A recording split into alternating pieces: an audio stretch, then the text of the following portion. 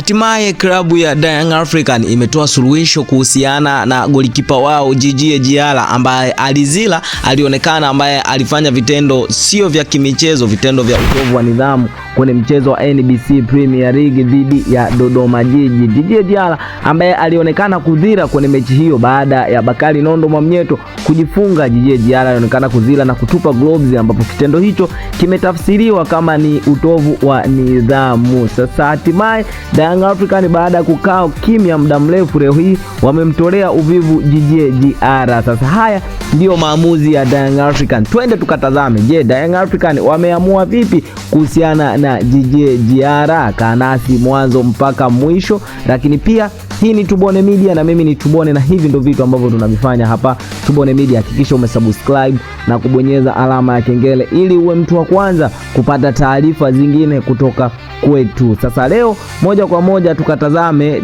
kati ya Djigui Diarra na Young African. Tunakumbuka mchezo wa NBC Premier League ambao ulipigwa kule Singida kwenye dimba la Airtel Stadium, ambapo liwakutanisha Dodoma Jiji na Young African, ambapo Young African walikubali kichapo cha goli 3-2 kutoka kwa Dodoma Jiji, na hii yote ni baada ya Bakari Nondo Mwamnyeto kujifunga goli la kwanza, cross ambayo ilipigwa na mchezaji wa Dodoma Jiji William Edgar. Bakari Nondo Mwamnyeto akajitia wavuni. Sasa kitendo hicho kilimkasirisha Djigui Diarra, ambaye baada ya Bakari Nondo Mwamnyeto kujifunga, Djigui Diarra alionekana ni mtu mwenye hasira, akitoka uwanjani akitupa gloves zake uwanjani, akabua gloves na akatupa uwanjani, na moja kwa moja akatoka uwanjani. Na hichi ni kitendo cha mara ya pili kinajirudia. Kama tunakumbukumbu vizuri, ni kwamba mchezo uliopita wa NBC Premier League hadi TFF ilimpiga faini Djigui Diarra baada ya kuonesha vitendo vya utovu wa nidhamu kama hivi, ambapo alionyesha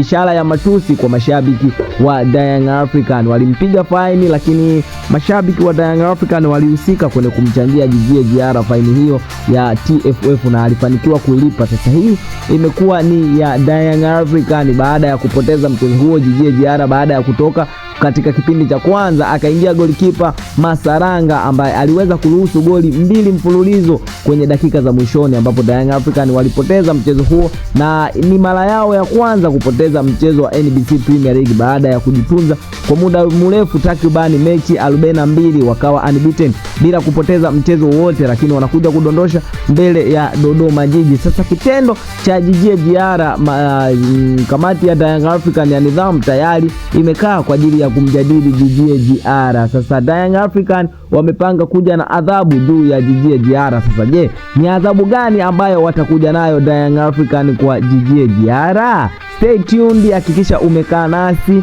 mwanzo mwisho. Tupo tayari kwa ajili ya kukuhabarisha. Endapo Young African watatoa tu hukumu, basi sisi ndio tutakuwa wa kwanza kukuletea taarifa hiyo. Ili usipitwe na taarifa hii, hakikisha umesubscribe na kubonyeza alama ya kengele, kwani haya na mengine mengi ya kimichezo utayapata hapa Tubone Media. Mimi ni Tubone Media, hadi wakati mwingine, bye bye.